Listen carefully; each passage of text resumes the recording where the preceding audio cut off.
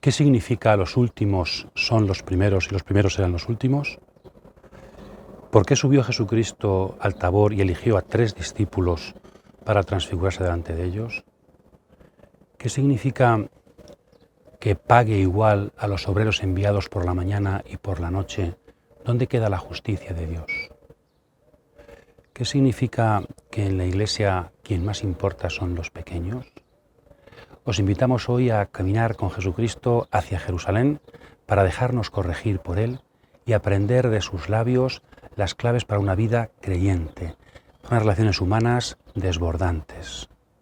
La gracia en un primer momento no la entendemos, pero después, cuando vamos escuchando a Jesús y viviéndola, vamos comprendiendo que esa es la sabiduría del reino. Jesucristo ha venido a instaurar unas nuevas relaciones entre los seres humanos. Estudiamos la palabra para vivir de una forma nueva desde la palabra. Todos en camino, todos pecadores, pero todos sabiendo que aprendemos de Jesús y podemos introducir en este mundo una nueva forma de relación, donde el perdón, la fraternidad y el servicio son la clave de todo, como el Maestro. Bienvenidos, cautivados por la palabra.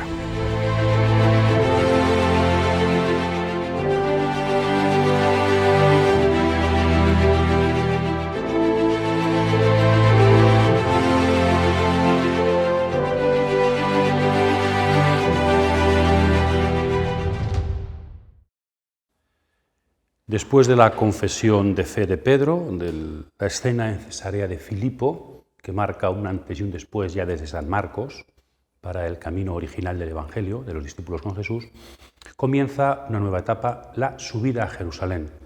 La perspectiva geográfica cambia, ya no es Galilea, sino Jerusalén, y también la perspectiva, diríamos, de Jesús, que ya es más sufrimiento, rechazo, y no es tanto las masas, sino encaminarse a entregar la vida en Jerusalén. La subida a Jerusalén, que en San Mateo está comprendida en estos versículos, del 16:21 al 20:34. Esta subida a Jerusalén es lo que hoy intentaremos en este vídeo profundizar un poquito, siempre mirando de reojo al Evangelio según San Marcos y a las explicaciones que ayer dimos, porque San Mateo sigue muy de cerca a San Marcos con algunos ligeros cambios. Si privilegiamos esta perspectiva de San Marcos, esta subida a Jerusalén, también en Mateo está jalonada por 3 anuncios de la pasión. Hemos puesto aquí 3 breves anuncios de la pasión que también estaban en San Marcos. Es cierto que para Mateo la subida a Jerusalén parece tener una menor importancia que para Marcos y para Lucas, que aprovechan esa subida a Jerusalén para hablar también del discipulado. En Mateo la perspectiva, el subir hacia, parece que no es tan significativo, aunque está presente. Entonces, 3 anuncios de la pasión, lo que Mateo añadiría, sobre todo material propio o de la fuente Q en esta sección. Después del segundo anuncio de la pasión, Mateo añade una escena del tributo que hay que pagar, el tributo religioso, que sería una escena de Pedro y Jesús. Hablábamos de ello en el vídeo anterior. También, a raíz de la pregunta ¿quién es el mayor?, Mateo, en esta misma sección, compone el discurso eclesiástico, el cuarto de los discursos de Jesús, capítulo 18. Y también, un poquito antes del tercer anuncio de la pasión, a raíz de la expresión los últimos serán los primeros serán los últimos, Mateo añade una preciosa parábola de los obreros enviados a la viña. Este es el material fundamental de Mateo en toda esta sección en la que sigue a Marcos, Jesús subiendo a Jerusalén e invitando a sus discípulos a seguirle. Hay otra pequeña diferencia y es que en Lucas y en Marcos Jesús invita a los discípulos y a la gente a subir a Jerusalén con él para la derrota, para la entrega. En cambio en Mateo solo se dirige a los discípulos. En esta sección Mateo sí subraya más que estamos en un momento intraeclesial, en un momento discipular privilegiado. Bien, eso si seguimos el esquema según San Marcos, pero también podríamos ver en esta sección, yo creo que más sencillo, desde el punto de vista de San Mateo, dividir la subida a Jerusalén en 2 etapas, ¿verdad? En la primera etapa de la subida a Jerusalén tendríamos estos versículos del 16:21 al 17:27 y después Mateo inserta este discurso en el corazón de la subida, un discurso comunitario, discipular, qué es ser discípulo, relaciones internas de la comunidad, y después la segunda etapa. Hay dos etapas de subida a Jerusalén partidas por un discurso eclesial. Y en esta segunda etapa además cambia la perspectiva geográfica, ya no están en Galilea, sino que ya pasan a Judea por Transjordania. Vamos a trabajar un poquito algunos de estos textos, ¿verdad? Teniendo una primera etapa de la subida a Jerusalén, el discurso eclesiástico, y una segunda etapa con muchos temas muy interesantes en que Mateo sigue a Marcos, pero con algunos matices donde nos va dejando su teología y su perspectiva del cristianismo y de la Iglesia, de la comunidad.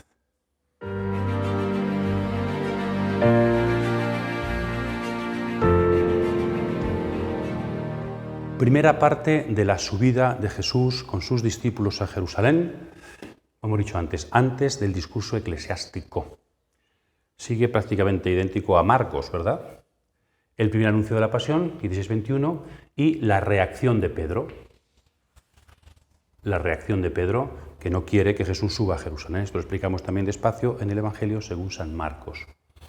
Y después Jesús, después de regañar a Pedro, invita a sus discípulos, a todos los discípulos, a acompañarle subiendo a Jerusalén. Y ahí aparece una clave importante en Mateo, que es que el Hijo del Hombre, que tiene que subir a sufrir, pero después va a juzgar a los que le sigan según su conducta. Alguna variante textual dice según sus obras. Las obras, la conducta, la praxis. Parece más original el concepto de conducta. Es decir, en esto Mateo es propio, cambia alguna palabrita de Marcos. Quiere subrayar el judeocristiano Mateo que el seguimiento, ser discípulo de Jesús, tiene que ver sobre todo con la conducta, con la vida, con las obras. Hay que dejarlo todo y comportarse de una manera determinada. En la perícopa del seguimiento, Mateo insiste en que quien sigue a Jesús será juzgado por su conducta, por sus obras. Entonces, este matiz que no estaba en Marcos ni está en Lucas, San Mateo lo quiere subrayar y lo entendemos desde eso, la perspectiva de Mateo como judeocristiano. La religión en el judaísmo, en el cristianismo de raíz judía, es vida, conducta, cumplimiento de la voluntad de Dios. Entonces, la importancia de la conducta en relación con el seguimiento. Seguir a Jesucristo se vive en los hechos, en cómo nos comportamos y en perspectiva de juicio. Es una ética actual en perspectiva de ser revisada, de ser juzgada. San Mateo también, como hemos dicho siempre, tiene una perspectiva escatológica importante. Lo que sembramos aquí será lo que allá recojamos. Y esto metido en el corazón del seguimiento. El seguimiento como vida, como hechos, como conducta y en perspectiva de futuro. El Hijo del Hombre nos reconocerá según nuestras obras. Y aquí también con Marcos dice, algunos de esta generación no morirán sin haber visto venir la gloria. Esa última frase nos introduce la sección siguiente, que es la transfiguración de Jesucristo, que también aparecía en Marcos, y después el diálogo sobre Elías, ¿verdad? Suben al monte, bajan del monte. Ahora explicamos un poquito más despacio esta perícopa. Después también estaba en Marcos, al bajar del monte, después de bajar del monte, el milagro de un epiléptico, es curado, un endemoniado. Llega el segundo anuncio de la pasión, como en Marcos, y ahí Mateo añade, como hemos dicho, el tributo que tienen que pagar al templo Jesús y sus discípulos. Este es el esquemita, todas las escenas que tenemos en esta primera sección de la subida a Jerusalén, muy dependiente de Marcos, pero Mateo, con algún matiz, va introduciendo cuál es su teología fundamental. Digamos alguna palabra sobre cada uno de estos textos a continuación.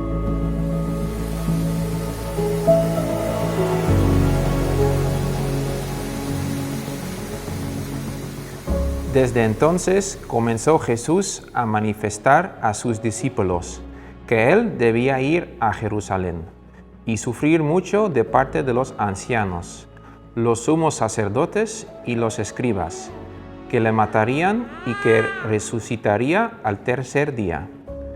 Pedro se lo llevó aparte y se puso a reprenderle, diciendo: «Ni se te ocurra, Señor, de ningún modo te sucederá eso». Pero él, volviéndose, dijo a Pedro: «Quítate de mi vista, Satanás. Solo me sirves de escándalo, porque tus pensamientos no son los de Dios, sino los de los hombres.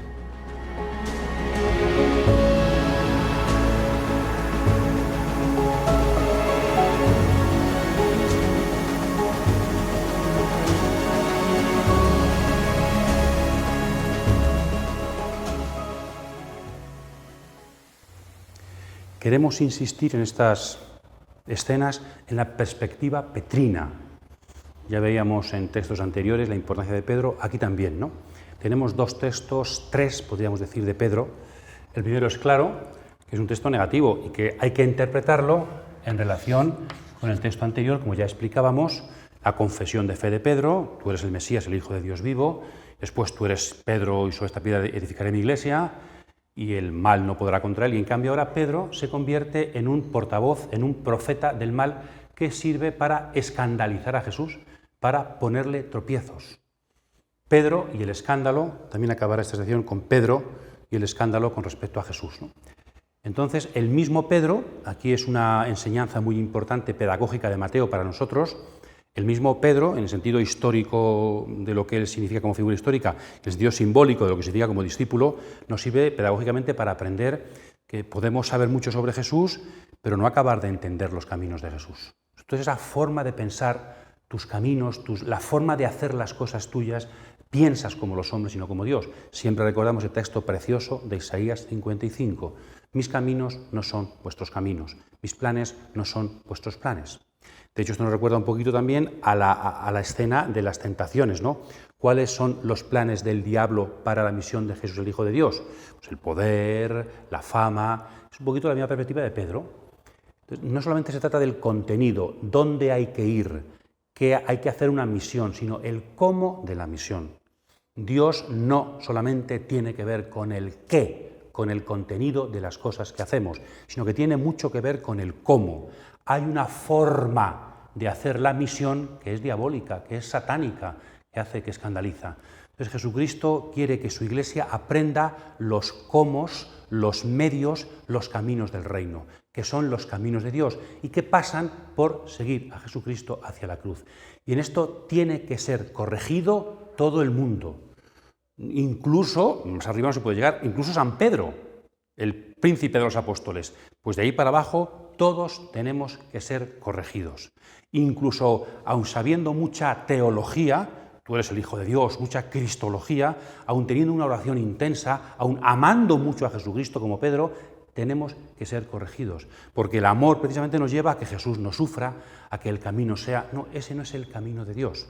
Entonces, en Pedro también aprendemos que ha comenzado una nueva etapa en el seguimiento. Tenemos que seguir aprendiendo, por mucho que sepamos sobre Jesús, por mucho que sepamos de la misión, por mucho que nos entreguemos, por mucho que amemos a Jesús, tenemos que seguir aprendiendo las formas de pensar de Dios, sus formas de actuar, los caminos del Hijo del Hombre. Con San Pedro, precioso, no nos asustamos, queremos seguir dejándonos corregir por el Maestro. Si no queremos ese camino, quítate de detrás de mí, Pedro. No, tú detrás de mí, siempre donde yo vaya. Tú marcas el camino, no nuestra perspectiva. Tú marcas el estilo de la misión, no cómo lo haríamos nosotros, según las estrategias del mundo o de quien sea. Tu camino, no nuestra estrategia. Y después el texto precioso de la Transfiguración, donde aparecen los elegidos Pedro, Santiago y Juan. También Pedro está presente en esta escena, en que San Mateo sigue a San Marcos, pero la organiza de una forma que parece un texto... A Mateo le gusta mucho la organización de los textos de forma concéntrica.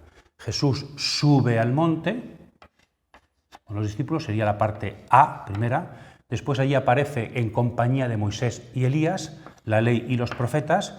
No olvidemos nunca la perspectiva de Mateo, esto le viene muy bien. Él no ha venido a abolir la ley y los profetas, sino a dar plenitud.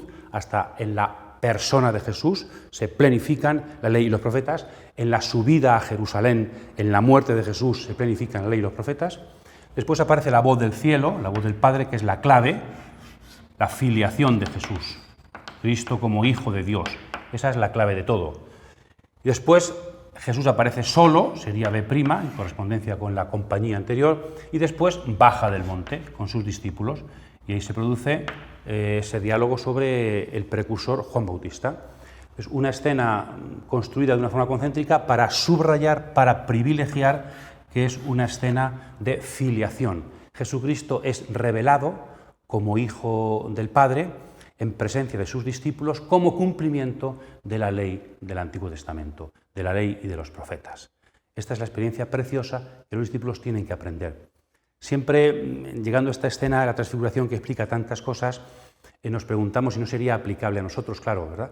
Si cuando Jesucristo elige a 3, pues de vez en cuando en la historia la elección no es despreciar a nadie, sino que algunos elegidos tienen cierta experiencia más cercana de la intimidad de la verdad de Jesús. Esa experiencia cercana de los 3 sirve luego para el bien de los demás, pero no tenemos que rechazar si alguna vez somos elegidos para compartir más de cerca la luz de Jesús o el sufrimiento de Jesús, como diría San Pablo a los filipenses, haber recibido la gracia no solo de creer en Jesús, sino de sufrir por Jesús. Bueno, cuando Dios elige de forma más cercana a unos amigos más íntimos, es bueno no rechazar eso, porque no son privilegios, sino que es elección para bien de todos, elección que forma parte de la misión. Este texto de la Transfiguración, precioso, nos recuerda, eso, pues es como una puesta en escena de lo que San Pedro acaba de decir: tú eres el Mesías, el Hijo de Dios vivo. Mateo 16:16. Pues aquí Jesucristo es revelado. Esto es una palabra, una confesión de fe, y esto es una experiencia. También esto sería muy bonito quizá a nosotros, ¿cuántas veces nosotros confesamos nuestra fe? Confesamos nuestra fe. Creemos y creemos sinceramente que Jesús es el Mesías y el Hijo de Dios. Sería precioso que también después de confesar nuestra fe nos dejáramos llevar al Tabor para tener experiencia viva de esa fe. No solo creemos quién es Jesús, no solamente sabemos quién es Jesús, sino que esa confesión se hace experiencia viva en el monte de la Transfiguración, en la compañía de las Escrituras. Después, esta preciosa escena nos hace referencias en Mateo hacia atrás y hacia adelante. Hacia atrás, sobre todo, al principio del Evangelio, en el bautismo. La transfiguración y el bautismo, ya en Marcos, son dos escenas paralelas. Una comienza el ministerio público de Jesús, su primera etapa, y otra la segunda etapa del ministerio de Jesús. Hay Jesús en las dos revelada desde la voz del Padre como el Hijo, ¿no? Entonces, referencia al bautismo y también referencia a las tentaciones, esa tentación donde el diablo les lleva al monte y le tienta. La escena de la transfiguración en Mateo parece una contraimagen de la escena de la tentación del diablo, donde si eres hijo de Dios, pues, y en cambio aquí Jesucristo parece claro que es el Hijo de Dios, en presencia de Dios con su voz. Entonces es en positivo lo que ahí el diablo quería presentar en negativo. Jesucristo es el Hijo de Dios y por eso dice no a los caminos del diablo y está viviendo y dejando que los discípulos compartan el sí a los caminos de Dios. Y hacia adelante también está apuntando al futuro, está apuntando también a Getsemaní, donde aparece el Abba, el Padre, de hacer la voluntad de Dios, Jesucristo, la confesión de fe del centurión también, que reconoce a Jesús como Hijo de Dios, aquí también Jesús aparece en su filiación, y también la aparición del resucitado a los discípulos, aquí ya resucitado que los envía, aquí también aparece una perspectiva también de victoria, de resurrección, de luz anticipada de la vida y de la victoria final. La transfiguración es un texto muy importante, lo explicamos despacio en San Marcos, pero no queríamos dejar de decir una cosita en San Mateo, porque es un texto clave para entender muchas cosas de la vida de Jesús, de nuestro seguimiento y también de la perspectiva que tenemos que tener con respecto al cristianismo. El cristianismo es luz, el cristianismo es experiencia de Jesús. El cristianismo es comprobar o experimentar o haber oído la voz de Dios que nos hace pensar en Jesús. Dios no habla tanto de nosotros, Dios no habla tanto de mí y lo que debo hacer. Dios habla de Jesús. Y el cristianismo significa escuchar esa voz, contemplar esa experiencia, siempre centrados en Jesús. Así podemos seguir el camino con Jesús, aunque se haga difícil. Y después, la tercera escena que subrayamos en esta primera parte de la subida a Jerusalén, el tributo debido al templo, que lo relaciona con este capítulo de 30 del Éxodo, donde aparece el tributo que tenía que dar los judíos como rescatados, ¿no? Como Dios los había salvado, el rescate de los israelitas. Y esto le sirve a Jesús primero para esa relación cercana con Pedro. Pedro es el portavoz de los discípulos, Pedro es el discípulo que va compartiendo todo con Jesús. Jesucristo ¿paga tributos o no paga tributos? Dice Pedro, claro que paga tributos el Maestro. Hay también una reflexión, ¿no?, entre Jesucristo es un buen ciudadano, en este caso un buen ciudadano religioso del templo, sí. Pero esto le sirve a Jesús para dar una enseñanza. En Jesús todo sirve para dar una enseñanza a los discípulos por medio de Pedro. ¿Quién tiene que pagar tributos? ¿Los extranjeros o los hijos? ¿A quién le cobran los reyes los tributos? A los extranjeros, a los hijos no. Entonces los hijos deberían no pagar tributo. ¿Cómo acaba Jesús de ser proclamado? ¿Como hijo de Dios? ¿Tiene Jesús que pagar tributo al Dios del templo? Aquí también sería una consecuencia de lo anterior, está muy bien hilado narrativamente. Si Jesucristo es el Hijo de Dios, Él y los que comparten su filiación no deberían pagar tributo, pero paguemos para no servir de escándalo. Pedro le servía de escándalo a Jesús. Él no quiere ser escándalo, ni sus discípulos, a la religiosidad de entonces. Cumplamos, como también Juan Bautista, ¿os acordáis del bautismo? Cumplamos toda justicia, aunque es verdad que Jesucristo es el Hijo de Dios. Pues aquí, cumplamos toda justicia, pero que sepáis, aprovechamos esta circunstancia en la que somos obedientes, pero aprovechamos para decir quién es Jesús. Jesús no debería pagar, porque es el Hijo de Dios, el Hijo del templo, el Hijo del que habita en el templo, pero Él también, con sus discípulos, paga tributo al templo para dar ejemplo, para no escandalizar a la religiosidad de su tiempo.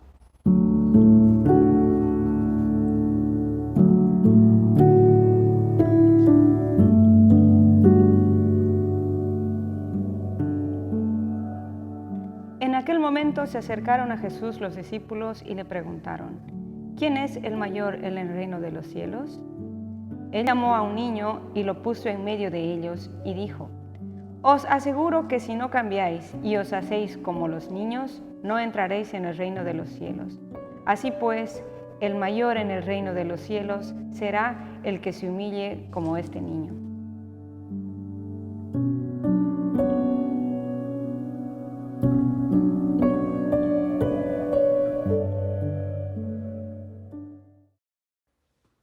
¿Quién es la persona con más categoría en el ejército, por ejemplo? Los que entienden de eso lo saben muy claro, ¿no? ¿Quién tiene mayor mando? ¿Quién tiene mayor categoría? O también en una empresa, ¿quién es el más importante de la empresa? Los discípulos también se preguntan, ¿y en la Iglesia qué sucede? ¿Cuál es la jerarquía de importancias en la Iglesia? Ya aparecía esto en San Marcos, en San Lucas, y San Mateo lo aprovecha para desarrollar todo un discurso eclesiástico. Creo que como tantos otros temas, tenemos aquí una actualidad impresionante en la pregunta de los discípulos y en la respuesta de Jesús. ¿Quién es el más importante? ¿Quién es el mayor? Esa pregunta, la digamos o no la digamos, en el fondo nos la hacemos, para ver cómo hay que tratar a los importantes y a los menos importantes, y también para nosotros sentirnos un poco importantes, ¿no? En el fondo, ¿dónde queremos estar? ¿Cuáles son nuestras proyecciones de futuro, incluido dentro del cristianismo? Pues muy a menudo en los puestos de importancia. Y todo un discurso de Jesucristo para educar a sus discípulos en esta jerarquía del reino. Antes, el gesto simbólico como los profetas. Primero hace un gesto simbólico, acoge a un niño. Entonces, quien no se haga como un niño, quien no cambie, dice Jesús, hay que convertirse, y se haga como un niño, no puede entrar en el reino de los cielos. Por tanto, el más importante, los pequeños. El discurso eclesiástico, que responde a esos deseos de quién es el mayor en los discípulos, se puede dividir, yo creo, en dos grandes secciones. La respuesta de Jesús, la primera, versículos 3 al 14, donde la palabra clave es la palabra pequeños. Y tiene, como veremos, seguramente tres perícopas, tres enseñanzas que tienen que ver con los pequeños. En cambio, la segunda parte del discurso, la palabra clave ya no es pequeños, sino que es hermanos. Esta segunda parte hay una interrupción de San Pedro, donde Jesucristo habla del perdón a los hermanos. Pequeños, hermanos que se perdonan. Las dos partes del discurso eclesiástico. Veamos las tres perícopas de este discurso tenemos primero los versículos 6 al 7, no escandalizar a estos pequeños. Y cuenta la parábola, una pequeña comparación de la piedra de molino. Esas piedras que muelen, que todavía en Israel se conservan, ¿no? Esas grandes piedras que parecen un collar enorme, si te lo pones en la cabeza y te tiras, ciertamente te hundes, ¿no? Entonces más le valdría que le pusieran una rueda de molino y lo tiraran al mar. Es decir, no tenéis que hacer eso, escandalizar a los pequeños que creen en mí. Cuidado con escandalizar a los pequeños. Y ahí introduce San Mateo una pequeña glosa, diríamos, que ya aparecía en el discurso del monte. A raíz del no escandalizar, pues tampoco os dejéis escandalizar. Sed capaces de desprenderos de cosas que os escandalizan a vosotros. Está aquí metida en el contexto por el tema del escándalo, pero lo esencial es no escandalizar a los pequeños, no hacerles tropezar. La segunda, no menospreciar a estos pequeños, porque sus ángeles están viendo el rostro del Padre. Aquí está el tema de los ángeles de la guarda, los ángeles custodios, que algunas personas desprecian, pero no así Jesús. El tema del ángel de la guarda, del ángel custodio, es un tema bíblico, es un tema cristiano muy importante. Y cuanto más pequeños, seguramente más experimentamos la presencia de ese ángel que nos guarda y que está en presencia de Dios. Es un mediador de la providencia de Dios para con los que se saben pequeños. Dios no deja de cuidar a sus pequeños. Entonces, cuidado vosotros con escandalizar y con menospreciar. Pero no les hagáis pecar, no escandalicéis, pero tampoco les hagáis de menos. El más importante son los pequeños. Entonces, cuando hacéis de menos a los pequeños, estáis yendo en contra de la voluntad de Dios y yendo en contra de las jerarquías del reino, donde quienes más cuentan son los pequeños. Y en tercer lugar, el deseo del Padre Celestial es que no se pierda ni uno solo de estos pequeños. Para Dios hay gente que los menosprecia, pero para Dios son muy importantes, es como la última tilde de la ley, es muy importante la última tilde. Pues no digamos la última persona, el más pequeño de la comunidad, es el más importante para Dios, y no si quiere que se pierda ni uno, porque tampoco ni un solo pelo de vuestra cabeza se cae sin que Dios lo sepa, pues los pequeños Dios les importa muchísimo. Y pone la parábola, una parábola aquí, en A' otra parábola, la parábola de la oveja perdida, que también aparecía en Lucas, es de la fuente Q. Lucas lo une, la oveja perdida, lo une a los otros dos parábolas de misericordia, el hijo pródigo y la moneda perdida, y la perspectiva es muy distinta. ¿Quién es la oveja perdida para San Lucas? Está contado en el contexto de los publicanos y los pecadores. La oveja perdida son los extraños, ¿no? En cambio aquí la oveja perdida son los miembros de la comunidad que menos cuentan. Una misma parábola aplicada en dos contextos distintos, a dos tipos de personas distintas, ¿no? Los de fuera, los de dentro que no cuentan. También en la Iglesia puede haber de esto, ¿verdad? En la Iglesia puede haber muchos miembros de la Iglesia que no cuentan para nada. Pues la Iglesia será más evangélica, más de Jesús, más fiel, si cuida a estos pequeños, que es a quienes Dios más cuida y se preocupa de ellos como el pastor por la oveja perdida.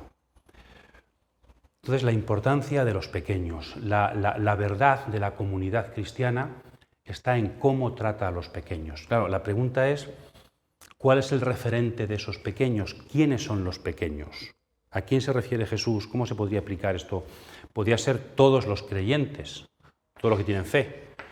Pero entonces no tiene mucho sentido si pequeños, parece leyéndole el discurso que podría identificarse pequeños con creyentes. Pero entonces, ¿a quién va dirigido el discurso? En Mateo 25, los pequeños pobres son los creyentes, pero puede ir dirigido al juicio de los paganos, pero aquí va dirigido a la comunidad. Entonces no pueden ser, tratad bien todos a todos. Esto parece que no puede referirse a todos los miembros de la comunidad, ¿no? Se puede referir a los niños físicamente, a los niños de la comunidad. Había niños en la comunidad y que en aquel tiempo, como sabéis, pintaban muy poco, eran muy poco importantes los niños, a diferencia de los ancianos, al revés de lo que sucede hoy. También puede referirse, como en San Lucas, a los más pobres, a los pecadores, sean de fuera, sean de dentro, o también a los débiles en la fe. En la iglesia primitiva, por ejemplo, 1 Corintios 8, 9 y 10, o Romanos 14, cuidado con no escandalizar a los que comen, no les gusta comer carne sacrificada a los ídolos. Entonces hay que tener en cuenta a los fuertes, los débiles, dice San Pablo, se pueden ser los débiles en la fe. Bien, yo creo que en general podríamos decir que pequeños es casi sinónimo de discípulo, pero sabiendo que cuanto más pequeño, más discípulo. Entonces es una iglesia compuesta de discípulos que están llamados todos a ser pequeños, Y por eso se cuida más a los pequeños. Cuando no cuidamos a los pequeños es porque todos tenemos aires de grandeza y entonces nos hacemos una comunidad que no es como Jesús quiere. El criterio fundamental de la Iglesia para Jesús no es la opinión de los importantes, sino el cuidado de los pequeños. Aquellos a quienes nadie mira, la Iglesia sí mira. Entonces, a quienes cuida más la Iglesia de nuestro tiempo, una comunidad, una diócesis, una parroquia, ahí está expresando si es de verdad una Iglesia de Jesús o está alejada de los caminos de Jesús, de la voluntad de Dios. La segunda parte, el tema cambia. Dentro de la comunidad todos somos hermanos, es una nueva familia. Jesús, el Hijo de Dios, ha venido a fundar la familia de los hijos de Dios y entonces somos hermanos. Pero San Mateo sabe, Jesús sabía, que en toda familia entre hermanos hay problemas. No seamos idealistas, el discipulado no es un camino de rosas y la Iglesia no es una comunidad ideal. La Iglesia no es una comunidad perfecta. En la Iglesia hay ofensores y ofendidos. En la Iglesia todos somos pecadores. Se podía aplicar a nosotros lo que dijo Jesucristo en Juan capítulo 8, el que esté libre de pecado que tire la primera piedra. Nadie estamos libres de pecado. En la Iglesia va a haber conflictos. Entonces tenemos aquí claves para resolver los conflictos que llegan en la Iglesia. La primera parte es la corrección fraterna. Hay casi hasta una corrección en 3 etapas, ¿no? Hay una especie de, parece que es algo hasta jurídico, ¿no? Un procedimiento jurídico. Primero, corregir en privado. ¿Cuánto fallamos en esto? Si una persona peca, porque pecan, si es verdad, si es que ese peca, si es que es un pecador. ¿Pero qué tengo que hacer yo? ¿Criticarlo aparte? No. ¿Qué tengo que hacer? ¿Ponerlo verde en público en su presencia? No. Jesús nos dice, tienes que ir a él y corregirlo. Con humildad, con corregirlo. Segundo, pues 2 o 3, como diría Deuteronomio, ¿no? Corregirlo más de uno. Y tercero, la comunidad, y en el último caso es pues, expulsarlo de la comunidad. Dios no quiere que se pierda ni uno de los pequeños. Entonces, eso de que se expulse la comunidad, que lo que está diciendo es no hacer todo lo posible para que el pecador no tenga que marchar de la comunidad, para que no sea expulsado. Algunos piensan que está aquí naciendo la praxis del sacramento de la reconciliación, o tiene relación con esto al menos. Piensan algunos estudiosos. Bien, el caso es que dentro de la Iglesia hay instancias hasta casi jurídicas, hay procedimientos hechos para que los conflictos sean resueltos en comunidad. Después, que parece que no tiene nada que ver, 2 versículos sobre la oración en común. Tenéis que rezar en común, la comunión en la oración, porque cuando estáis reunidos en común, yo estoy con vosotros. Esto nos recuerda el estar en el centro, ¿verdad? A, B, A', la oración en el centro del perdón. Nos recuerda el capítulo 6, acordaos, cómo el Padre Nuestro estaba en el centro, en el corazón del discurso del monte. La oración es siempre para San Mateo el centro. Y también nos recuerda el capítulo 28, yo estoy con vosotros todos los días hasta el fin del mundo. Pues aquí, cuando estéis reunidos en mi nombre, yo estoy con vosotros. La oración es hacer presente a Jesús en medio de la comunidad. Más que subrayar la presencia en el individuo, como también diría San Pablo, templos del Espíritu, aquí se subraya la presencia en la reunión comunitaria, en la eclesía, en ambiente de oración. Y después Pedro interrumpe a Jesús para el tema, cuando mi hermano me ofende, ¿cuántas veces? Muchas, 7. No, 70 veces 7, siempre. Diálogo otra vez con San Pedro, ¿no? La importancia de San Pedro de nuevo. Si en la primera parte se hablaba del pecador, aquí se habla del ofendido. También hay que gestionar esto. ¿Qué tienen que hacer los ofendidos? Porque no solamente es cómo tratar a los pecadores, sino cómo los que han sido ofendidos, ¿qué tienen que hacer? Porque una comunidad a veces puede estar llena de personas con heridas, personas ofendidas que no han sanado sus heridas y esa comunidad seguramente no tiene futuro, ¿verdad? Entonces, también el ofendido tiene que ser capaz de perdonar siempre. Y entonces Jesús cuenta una parábola, de la que ya hablamos en el Padre Nuestro, de ese siervo sin entrañas. En el fondo, si yo he sido perdonado por Dios, también yo estoy llamado a perdonar al hermano. Nunca perdonaré tanto como Dios me perdona a mí. Hay una relación entre el perdón recibido y el perdón compartido. Cuando alguien no ha experimentado que le han perdonado, que Dios le perdona, le es más difícil perdonar. Y al revés, ¿no? Cuanto uno más es capaz de perdonar, pues efectivamente más se hace capaz de recibir el perdón. Las dos cosas van unidas. Esta parábola sería, ya lo dijimos, el mejor comentario a la petición del Padre Nuestro: perdona nuestras deudas como también nosotros perdonamos a los que nos ofenden, a nuestros deudores, ¿no? Esta es la parábola que mejor explica esa petición del Padre Nuestro, la relación entre perdón de Dios y perdón a los hermanos. Y mirad el esquema, ¿no? Corregir, perdonar y en el centro rezar. Una comunidad que reza es una comunidad que se reconcilia, que sana las heridas. En el mundo tendréis luchas, dice Jesús, pero no tengáis miedo, yo he vencido al mundo. En el mundo, en la Iglesia, tendréis división. En la Iglesia tendréis dificultades. Sois un pueblo de pecadores. Pero si sois un pueblo que reza, el perdón se hace posible y los ofendidos también serán capaces de perdonar. Yo a veces me pregunto, en las experiencias que vamos teniendo en la vida de estos temas en la Iglesia, ¿verdad?, si en el fondo tanta división como a veces podemos ver en la Iglesia y en pequeñas comunidades o en grandes, ¿no será fruto de que nos falta oración?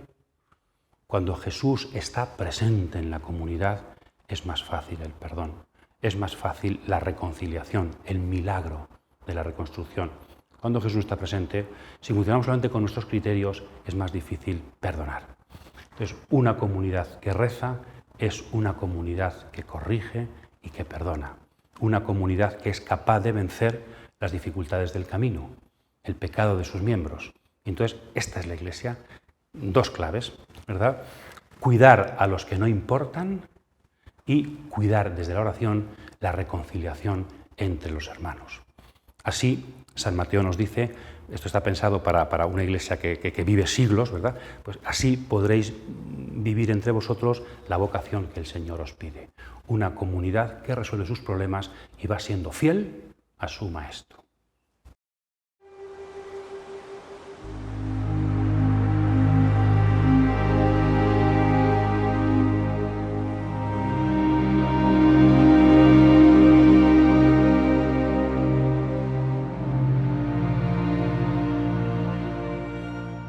Cuando acabó Jesús estos discursos, partió de Galilea y fue a la región de Judea, al otro lado del Jordán. Le siguió mucha gente y los curó allí. Se les acercaron entonces unos fariseos que, para ponerle a prueba, le preguntaron: ¿puede uno repudiar a su mujer por un motivo cualquiera?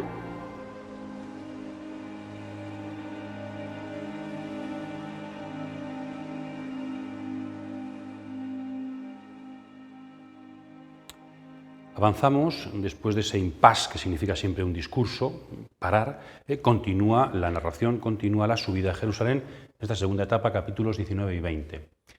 Algunos investigadores han buscado el tema común en estos capítulos y algunos ven, empezando por el divorcio, los niños, el trabajo, la economía, los dineros.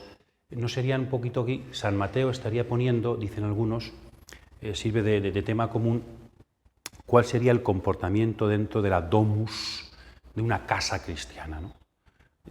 Aplicar esa nueva comunidad que están haciendo, cómo tenemos que vivir en el día a día, en los problemas cotidianos de una familia, de una vida, en la comunidad, cómo tenemos que vivir el cristianismo, la nueva comunidad. En estos capítulos Jesucristo estaría enseñando a sus discípulos cómo afrontar el día a día de un cristiano. Otros piensan que el tema más que la domus y sus cosas prácticas sería el reino, ¿no? Cómo entrar al reino, quién puede entrar al reino, qué significa entrar al reino, el reino y el seguimiento. Bien, no sé si hay un tema general, sí, pero parece que San Mateo sí quiere iluminar la vida concreta de los discípulos desde la interpretación que Jesús hace de las Escrituras. Vamos a ver primero el capítulo 19, que tiene sobre todo dos grandes episodios: el episodio del divorcio y la reacción de los discípulos, y el episodio del joven rico y el diálogo de Jesús con sus discípulos. De hecho, ambos no tienen nada que ver en tema. El joven rico con el tema del divorcio no tiene nada que ver, pero formalmente, leedlo despacio, está construido de la misma forma. Se acercan los fariseos con una pregunta Y Jesús le responde, se marchan y después hay una reacción, un diálogo con los discípulos. Y el tema fundamental es Génesis. Aquí también se acercan, no los fariseos, sino el joven rico, hay un diálogo, el tema no es Génesis, sino el Decálogo, la Biblia también, la Torá, y después un diálogo de Jesús con sus discípulos. Cosas que suceden, diríamos, en la relación con los demás, después sirven para que Jesucristo eduque a sus discípulos. Podemos leerlas, y en el centro de esas perícopas lo que no importa, como de pasada, algo de San Marcos, la importancia de los niños, que quizás sea la clave, ¿no? Quizá entender el tema del divorcio y entender el tema de las riquezas y el seguimiento sea muy difícil o casi imposible para aquellos que no se han hecho como niños y que no comprenden la perspectiva del reino desde abajo. Digamos alguna palabra sobre cada una de estas escenas importantes, ¿no? Ya lo explicamos en San Marcos, pero aquí vuelve a aparecer. Mateo parece que está contraponiendo la perspectiva de los fariseos con la perspectiva de Jesús. En el Antiguo Testamento el divorcio existe. Yo creo, si no me equivoco, que en todas las culturas, en todas las religiones, menos en el catolicismo, no ya el cristianismo, el catolicismo, existe el divorcio. Entonces, lo que hace Deuteronomio es legislar para que la mujer repudiada no quede indefensa, se le dé un acta de repudio. Entonces, el divorcio se da por supuesto que existe y no se discute, pero se defiende a la mujer repudiada. Y entonces el problema estaba en discutir, y se discutía en la Halaká, los rabinos, porque no lo había dicho Moisés, cuál es motivo suficiente para repudiar a una mujer, cuándo el divorcio es lícito o no es lícito, siempre, o alguna excepción. Entonces dependía, lo explicamos en San Marcos, depende a qué rabino le preguntemos, así irán más abiertos o más restrictivos. Y en Jesús la perspectiva aparece muy radical. Jesucristo en Marcos claramente, en Lucas también, y en Mateo, aunque hay una pequeña excepción, veremos que es una excepción muy excepcional, prácticamente Jesús dice que el divorcio en el cristianismo nunca, repudiar a la mujer nunca, y casarse con segundas nupcias nunca. La perspectiva de Mateo y de los evangelios, entendida literalmente, la perspectiva literal, hasta los exegetas protestantes lo reconocen, es la perspectiva más bien del catolicismo, ¿no? El problema es, la gente se pregunta, ¿esto se puede exigir hoy? ¿Esto se puede vivir hoy? De hecho, la reacción de los discípulos va en esta línea. Los discípulos no conviene casarse entonces, si esa es la exigencia y la perspectiva del matrimonio, cuando nos dice que Jesucristo llamó la atención hasta a sus propios discípulos. Y aquí Jesucristo parece pidiendo algo más de lo que el hombre es capaz. ¿Hasta qué punto, cómo podemos entonces, tenemos que ser fieles a Jesús? Hay que buscar excepciones a la palabra de Jesús. ¿Cuál es la praxis más humana? ¿Cuál es la praxis más cristiana? No podemos abandonar los textos, no podemos ser infieles a lo que Jesús dijo. Habrá que buscar caminos, habrá que buscar interpretaciones, habrá que buscar, pero Jesús es Jesús, el Evangelio y la palabra están ahí y tenemos siempre que intentar ser fieles a la voluntad de Jesús expresada en los Evangelios. Y aquí está clara, ¿no? Y hasta se contraponen, es verdad que Moisés os dijo esto, pero antes del Deuteronomio, cumplir la Torá, Génesis es también Torá y es anterior al Deuteronomio. Y en Génesis ya no habla Moisés, que aún no había nacido, sino que habla Dios. Estamos un poco en la perspectiva paulina. Se contrapone la ley, Moisés y Dios. Se contrapone en Pablo Moisés y Abraham, que es anterior. Aquí aún más antiguo que Abraham, la creación. Para Jesucristo el no al divorcio parece que se cimienta en la voluntad originaria del Dios creador.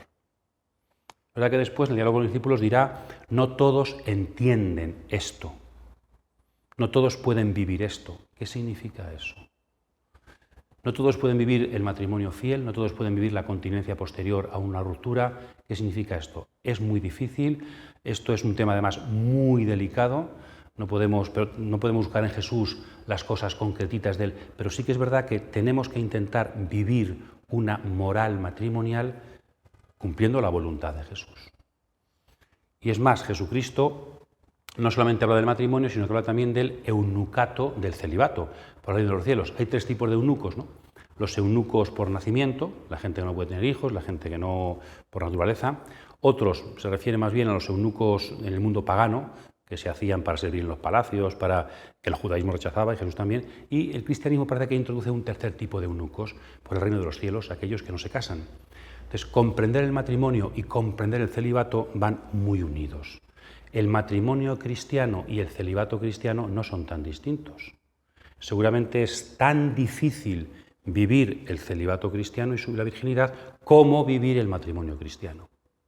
Entonces, yo creo que desde ahí deberíamos escuchar mucho más la palabra de Dios y sobre todo saber que vivir lo que Jesús nos pide es imposible sin la gracia. En estos temas, como son muy prácticos, ponemos a veces el grito en el cielo y no lo ponemos cuando Jesucristo dice que hay que perdonar siempre, o que hay que amar a los enemigos, o que Jesucristo exige estas cosas y también aquellas, y no cumplimos a veces ninguna. Entonces, nunca, creo yo, rebajemos el listón de Jesucristo y, sabiendo que somos pecadores, pongámonos en camino para vivir desde la gracia, desde la reconciliación, desde la conversión, lo que Jesús nos pide. Escuchando una perspectiva muy clara, y es que Jesucristo ha venido a cumplir el plan original del Creador. Será difícil, habrá pecado, no habrá que juzgar a nadie, seguramente, pero Jesucristo nos pide algo, sin despreciar a nadie, pero la perspectiva de Jesucristo está muy clara. ¿Dónde se encamina el amor cristiano y cómo un discípulo debe vivir la perspectiva del amor, bien sea dentro del matrimonio, bien sea por los caminos del celibato? La excepción que pone, como explicaba en San Marcos, es la porneia, el zenut, que algunos han interpretado en la tradición cristiana como es si la mujer comete adulterio, entonces sí es posible el divorcio. Pero la palabra adulterio en Mateo no es la misma que aquí. Aquí parece que se refiere más a las uniones ilegítimas que el Levítico dice. Nos parece que la excepción, que solo aparece en Mateo, no aparece en Marcos ni en Lucas, la excepción es más una comunidad judío-cristiana, dice, yo ahí en esos temas no me meto, dice Jesús, ¿no? Yo si hay una unión ilegal, ahí no entro. Una unión que no es correcta, se ha casado un primo con, bueno, pues ahí no me meto, ahí no entro. Sino cuando una unión es realmente legítima y suya, por ahí va más bien la interpretación de esa supuesta excepción que la comunidad de Mateo está diciendo. Una excepción que aparece también, por cierto, explicábamos en San Marcos, en un rabino llamado Shammai. Otro rabino, Hillel, ambos del siglo I antes de Cristo, decía prácticamente cualquier motivo es suficiente para que una mujer sea divorciada, ¿no? Sea repudiada. Y Shammai dice no, prácticamente nunca, solamente en caso de tzenut. ¿Y qué significa tzenut? Pues seguramente las uniones ilegítimas que el Levítico prohíbe.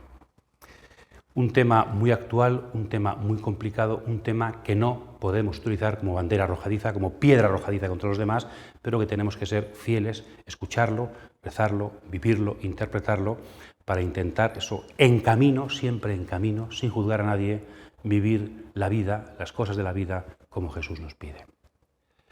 Y una cosa también tan difícil, o más que la anterior, igual, el joven rico, ¿no? Y además aquí en San Mateo es el único que dice que era un joven, quizá porque los jóvenes eran los que más se acercaban a Jesús, los que más estaban dispuestos a dejarlo todo. Un joven que es bueno. San Mateo hace algún cambio, no dice ¿por qué me llamas bueno? Como en Marcos, queda muy fuerte. ¿Por qué me preguntas sobre lo bueno? Uno solo bueno es Dios. Dios, que es el único, Deuteronomio 6, exige que le amemos del todo. Dios, que es santo, levítico, exige que seamos santos. La perspectiva también es muy judía aquí, ¿no? Dios, que es el único bueno, quiere que lo dejemos todo. La clave de la ética cristiana está en la esencia de Dios. Si Dios es santo, tenemos que ser santos. Si Dios es único, solo podemos amarlo a Él por encima de todo. Si Dios es el único bueno, pues tenemos que dejarlo todo para que Él sea lo único bueno en nuestra vida. Y ahí, bueno, pues se recuerdan los mandamientos, pero Jesús le pide después, como Él quiere, Jesús le pide un plus, ¿verdad?, a este candidato discípulo, que es dejarlo todo, como la perla, ¿os acordáis? Mateo 13, dejarlo todo porque ha encontrado la perla. Por desgracia, el joven rico no encontró la perla en Jesús y se marchó triste.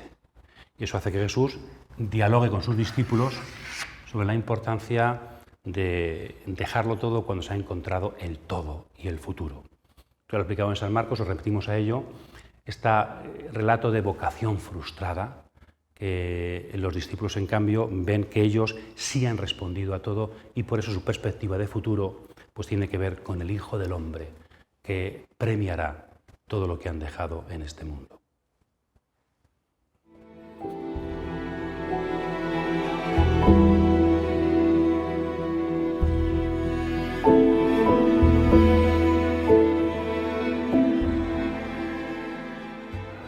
En efecto, el reino de los cielos es semejante a un propietario que salió a primera hora de la mañana a contratar obreros para su viña. Tras ajustarse con los obreros en un denario al día, los envió a su viña. Salió luego hacia la hora tercia y al ver a otros que estaban en la plaza parados, les dijo: Id también vosotros a mi viña, y os daré lo que sea justo.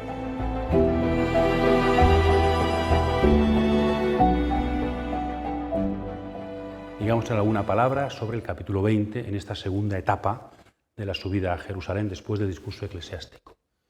Capítulo 20 tenemos al principio una preciosa parábola propia de San Mateo, no está en Marcos, no está en Lucas, los obreros enviados a la viña, que viene a colación, se dice al principio y al final de la frase, que sí es de la tradición común: los primeros serán los últimos y los últimos serán los primeros. ¿Cómo entender esa frase de Jesús? Que tanto decimos también nosotros, a veces hasta de forma jocosa. Bueno, pues aquí tenemos una parábola que intenta explicar esa frase de Jesús. En la historia de la Iglesia ha habido interpretaciones muy interesantes, muy bonitas. Por ejemplo, la interpretación, una hermenéutica histórico-salvífica desde San Ireneo en el siglo II y otra más alegórica, personal, desde Orígenes, también en el siglo II en Alejandría, II-III. Bien, hermenéutica histórico-salvífica.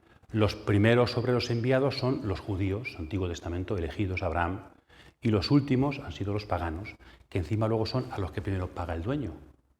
La parábola estaría resumiendo, según San Ireneo, la historia de la salvación. Ha querido Dios actuar de esta forma, llamó a unos antes, pero no por eso a los que llama después va a dejar de pagarles. En cambio, para Orígenes son compatibles ambas cosas. Es alegórica y las horas a las que va siendo llamado se aplican a la historia personal de cada individuo. En la parábola no se habla de mucha gente, sino de mí. Entonces, Dios me llama a una hora, después me vuelve a llamar a otra hora, después me vuelve... Entonces, uno está llamado a responder a Dios a todas las horas del día. Y a veces, bueno, pues quizá las últimas horas son las que mejor se comprende la gracia. Una perspectiva alegórica individual. Bien, en esta parábola, seguramente la haremos despacio, muchos no estarán de acuerdo con la perspectiva de Jesús, con la perspectiva de Dios. Es injusto pagar más, pagar lo mismo a los que han trabajado más que a los que han trabajado prácticamente nada o menos. Entonces, el empezar a pagar a los últimos primero es para crear una tensión narrativa y hacer que los primeros trabajadores esperen cobrar más. Claro, hombre, qué bien, está pagando un denario a los que han empezado al final, por tanto nosotros nos va a pagar más de lo dicho. Si él sube la nota a los que están suspensos, los que tenemos un notable subiremos a sobresaliente, no va a subir a todos igual, y no, al final sube a unos y a otros no sube.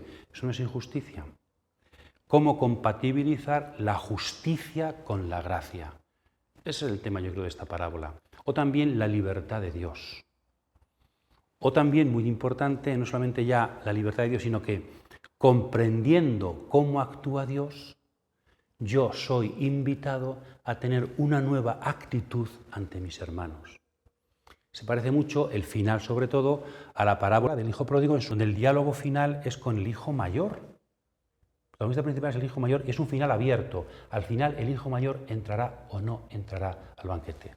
También es un final abierto. ¿Qué pasará con los primeros llamados? ¿Comprenderán la gracia? ¿Se alegrarán de que los demás también cobren lo que ellos? Porque en el fondo toda paga es inmerecida, ¿no? Entonces, cuando nos ponemos la perspectiva justicialista, comparativa, nunca nos salen las cuentas. Siempre rotan esos deseos de hemos sido, nunca nos tratan suficientemente bien. Siempre tratan mejor al otro. Hasta Dios incluso trata mejor a los demás que a mí. No. Caín y Abel también resuenan por aquí, ¿verdad? Alegrarse por el bien del compañero. Dios te está dando todo, tú eres el trabajador de su viña. Entonces, que otros vengan y sean también trabajadores de su viña y cobren lo que tú, pero si cobran todo. Entonces, que los demás cobren todo, ¿tú qué quieres más del todo? A jornal de gloria no hay trabajo grande, que dice el Salmo, ¿verdad? Entonces, cuando nos ponemos a comparar y siempre el más, no, aquí es todos hermanos. Y también, entonces, el que cobren lo mismo hasta debería ser una alegría para los trabajadores primeros, porque es igualarles a aquellos que no han podido trabajar antes y han estado tanto tiempo. Hay gente que ha conocido a Jesucristo muy tarde. Por eso tienen que ser, son ciudadanos de segunda, cristianos de segunda. No, todo lo contrario. Qué pena que han conocido tarde a Jesucristo y han trabajado poco en el reino. O trabajamos en el reino solamente por la recompensa y no estamos contentos con nuestro trabajo. Esta parábola creo que es muy importante, no tanto para ser explicada, sino que para que leyéndola y contrastándola con nuestra experiencia de vida, vayamos comprendiendo los caminos de Dios. La justicia es compatible con la misericordia. La libertad de Dios es compatible con el esfuerzo humano. Y es más, todos somos llamados a alegrarnos en estos nuevos caminos de la justicia de Dios. Leedla. Este no es el lugar para explicarla, sino que la parábola explique tantas aparentes injusticias o contradicciones que vivimos en el cristianismo. Hay que cambiar la perspectiva justicialista por una justicia de la gracia, por una justicia en la que la gracia y el esfuerzo van juntos y se pueden comprender unidos. Es ir más arriba para integrar. Desde Dios todo se integra. Perspectiva fundamental para convertirnos, que los caminos de Dios sean nuestros caminos. Final abierto, que nosotros también estemos dispuestos a que acabe bien la parábola, porque hemos de acabarla en nuestras propias vidas. Una perícopa con una inclusión en el Hijo del Hombre, ¿no? Tercer anuncio de la pasión, el Hijo del Hombre tiene que sufrir y al final el Hijo del Hombre ha venido no a ser servido, sino a servir y dar su vida en rescate por muchos. Y en el centro, esas dos menciones del Hijo del Hombre, pues la reacción de los discípulos. Primero los zebedeos con su madre, que quieren ser los más importantes, y después los otros 10 que se enfadan contra ellos. Pues aquí está el pecado no solamente de los zebedeos con su madre, sino de todos. En el fondo todos quieren ser más importantes, no han comprendido lo que significa subir a Jerusalén, que es entregar la vida. Y aquí Jesucristo, un poco de forma fuerte, de forma muy contundente, contrapone la perspectiva del mundo con la perspectiva de la comunidad cristiana. No sé si siempre estamos a la altura de lo que Jesucristo nos pide. La perspectiva del mundo, dice, es el dominio. Los grandes de las naciones, aunque tengan propaganda para decir, dominan. La perspectiva es el dominio, el poder, el dominio. No será así entre vosotros. La perspectiva tiene que ser el servicio. Esto, una actualidad enorme. En esto la Iglesia no se ha mundanizado a veces, no puede estar mundanizándose ahora. Entonces, todas las estructuras, se habla mucho de la sinodalidad. ¿Qué significa eso? Bien comprendido. Tenemos que vivir estructuras en la Iglesia que favorezcan el servicio, no estructuras de poder. La autoridad es fundamental porque se comprende desde el servicio y se comprende sobre todo desde Jesús. Aquí no es una cuestión de estrategias humanas, de mayorías que se entrecruzan, no. Es imitar al Hijo del Hombre, que ha venido a servir, a entregar su vida por todos. Quien quiera ser discípulo de Jesús, servir. Entonces, cuando queremos servir, no tendremos problemas de injusticias, de sentirnos tratados, no.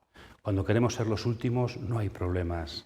San Juan de la Cruz, qué hermoso, dice: qué pena que haya mucha gente en que andamos entretenidos. Estamos llamados a ser íntimos de Dios y nos entretenemos en tener aquí ciertos poderes, ciertos dineros, ciertos puestos. Qué pena. Porque también Teresa de Jesús, ¿verdad?, que decía, muchos curas u otros cristianos iban para santos y se quedaron en un puesto, en un cargo. Qué pena, qué pena. Pues estamos llamados al servicio, a ser felices imitando a Jesucristo y vivir su perspectiva de entrega. Y por fin, como en San Marcos, en la subida a Jerusalén termina con el milagro del ciego de Jericó en San Marcos, de los ciegos de Jericó en San Mateo. Son dos ciegos, a Mateo siempre le gusta poner a más de uno, dos testigos, Deuteronomio, del Antiguo Testamento, dos testigos, ¿verdad? Y aquí aparece Jesucristo sobre todo como luz, viene a dar la luz a los ciegos, que ya aparecía en el capítulo 4, al comienzo de la vida pública, ¿os acordáis? Una luz grande ha iluminado pues hasta el final. Jesucristo viene a ser luz en el camino. Y le llaman hijo de David, lo cual está anticipando la entrada triunfal en Jerusalén de Jesús como hijo de David. Jesús viene a dar vista a los ciegos que le aclaman como hijo de David, anticipando su entrada mesiánica, y después, en la entrada mesiánica, los fariseos no comprenderán porque son ciegos que Jesús es el hijo de David. Una contraposición entre esta última escena y la que viene después, la entrada triunfal en Jerusalén de Jesús Mesías, luz e hijo de David. Subiendo a Jerusalén, sobre todo, vemos que es verdad, en Mateo hay una perspectiva, cuanto más cerca está de Jerusalén, parece que Jesús más lejos está del judaísmo. Y en cambio está fundando una nueva comunidad con unas nuevas relaciones, unas nuevas perspectivas. Creo que estos capítulos de San Mateo que estamos viviendo, capítulos 16 al 20, serían una perspectiva eclesiológica fundamental. Para discernir también, ¿está siendo nuestra Iglesia como Jesucristo la soñó y la fundó, camino de Jerusalén? Tenemos la palabra para ayudarnos a discernir, para ayudarnos a convertirnos y a reconvertir nuestros caminos desde la voluntad de Jesús.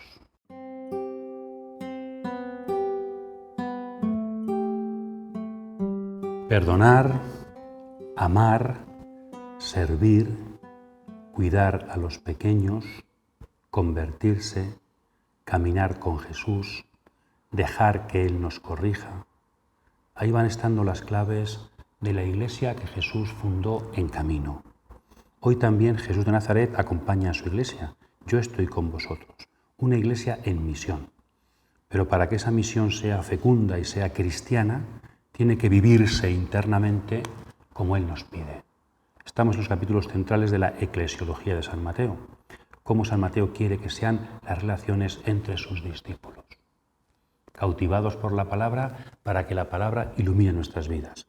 Jesucristo ha venido a cumplir la Escritura, no solamente para que la entendamos mejor, sino para que en nuestra vida la Escritura sea luz para el camino y podamos cumplir la voluntad del Padre y podamos vivir los caminos como Jesús nos pide. Siempre subiendo a Jerusalén, siempre en camino y siempre en la perspectiva de la entrega y siempre acompañados por Jesús. Él va delante. Esto no es un proyecto ético, no es un proyecto filosófico, es un proyecto discipular, caminando detrás de Jesús por amor a Jesús. Por eso es fundamental la experiencia de la transfiguración. Qué pena que la gente vea como exigencia y solo exigencia los caminos del cristianismo, la conducta que el Señor nos pide. Cuando hemos subido al monte con Él, cuando hemos compartido su filiación y cuando hemos visto su entrega, es más fácil el camino y es más fácil superar las dificultades del día a día. Es más fácil perdonar y servir. Una iglesia en camino, una iglesia de Jesús, con la perspectiva puesta en Jerusalén, en el cumplimiento de la voluntad de Dios. Cautivados por la palabra, intentando vivir día a día la palabra. Feliz semana a todos.